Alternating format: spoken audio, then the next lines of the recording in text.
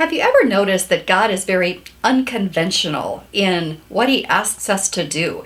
That his ways are so countercultural, counterintuitive, and yet they lead to great blessing. I think of all the things that Jesus taught when he came to this earth, they were so shocking, they were so revolutionary because he just tipped everything upside down, right? He said, those who want to be the greatest need to be the servant of all, and blessed be the meek because they will inherit the earth, and he who loses his life will find it, and everything that was just so, well, upside down, like an upside down formula.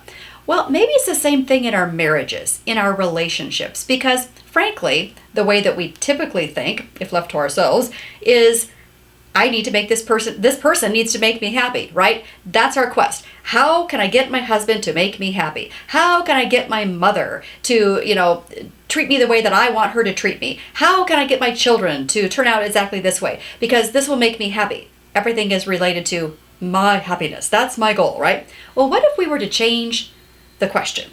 What if we were to take hold of God's upside down formulas for life and say, okay, instead of how can I get my husband to make me happy, how can I serve my husband?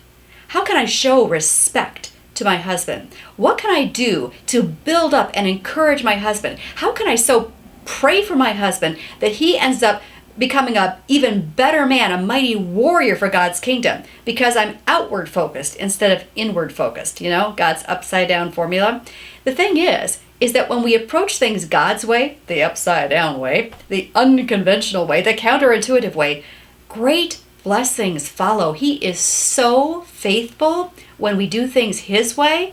I think of Matthew 6:33. This is the end of the big passage where Jesus is talking about how we worry about all these things. I need to have this, I need to have that. And he ends by saying in Matthew 6:33, but seek first his kingdom and his righteousness, and all these things will be added unto you. Good reminder.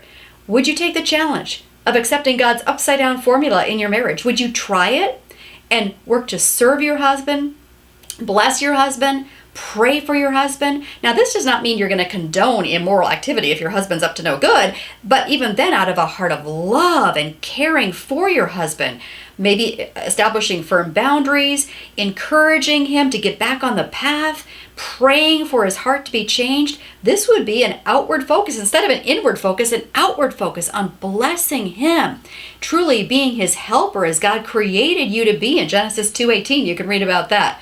What if we were to try God's upside down formula? Would you be willing to try it for a week, maybe even a month, and see what happens in your marriage? I can almost guarantee you will experience great blessings using God's upside down formula. It's unconventional. The world thinks it's weird, but try it.